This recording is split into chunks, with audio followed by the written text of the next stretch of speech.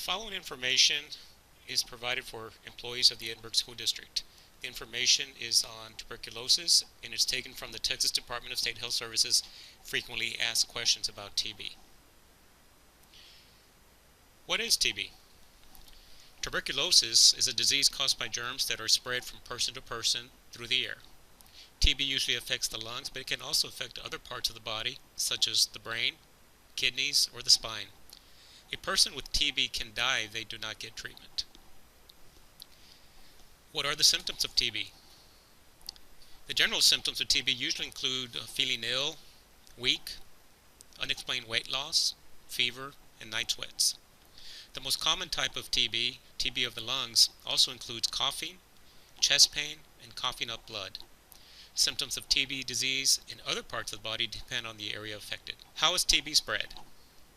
Well, TB germs are put in the air when a person with active TB disease of the lungs or throat coughs, sneezes, speaks, or sings. These germs can stay in the air for several hours, depending on the environment. Now, persons who breathe in the air containing these TB germs can become infected. What is the difference between latent TB and active TB disease? Well, let's start off with latent TB infection. People with latent TB infection have TB germs in their bodies, but they are not sick because the germs are not active. These people do not have symptoms of TB, and they cannot spread the germs to other people. However, they may develop TB disease in the future. They're often prescribed treatment to prevent them from developing TB disease. You may know someone, or perhaps even yourself, who has had a positive TB skin test, but the doctor has told you or them that they are free from tuberculosis.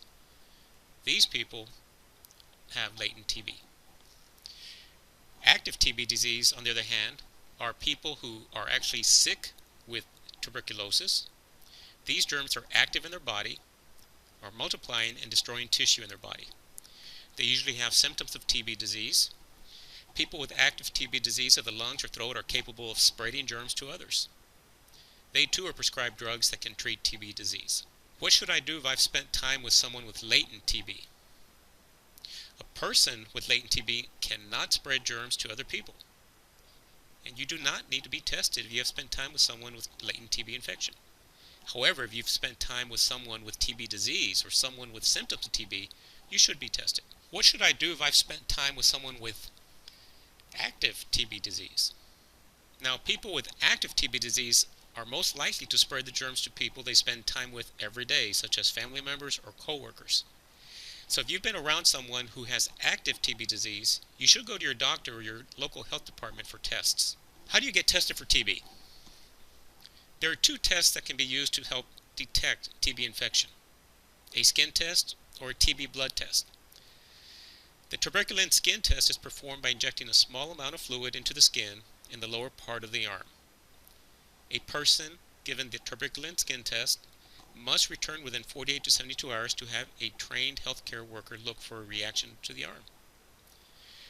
The other test, a TB blood test, will measure how the patient's immune system reacts to the germs that cause TB.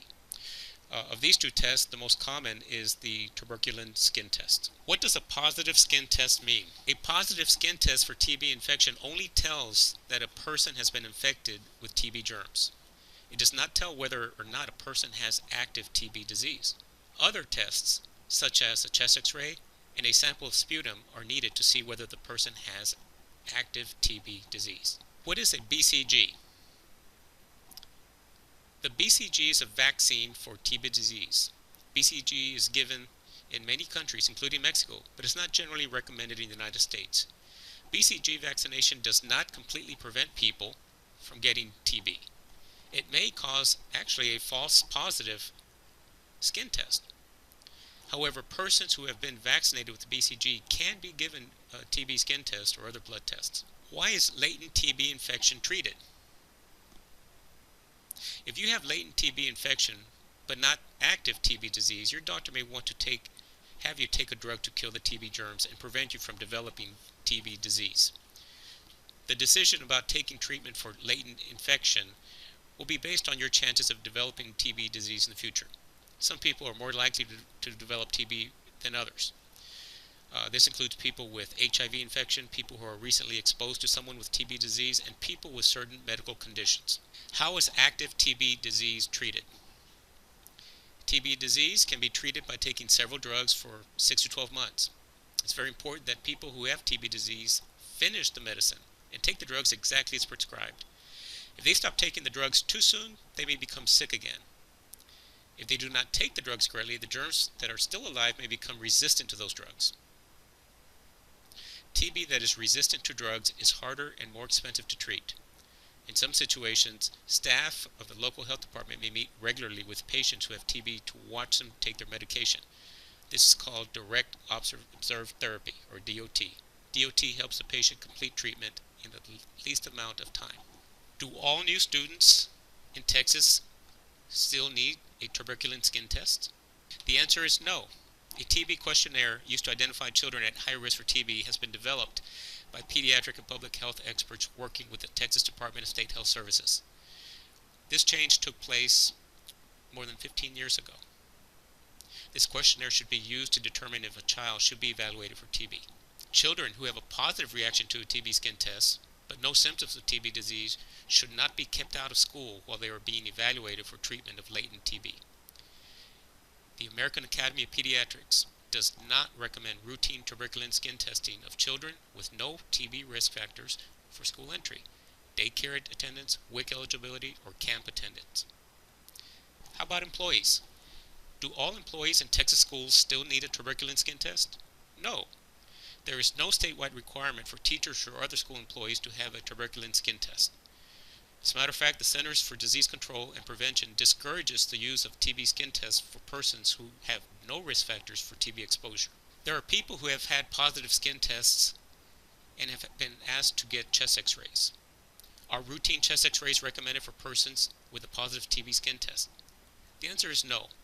People with a positive skin test result should not have repeat chest x-rays performed routinely.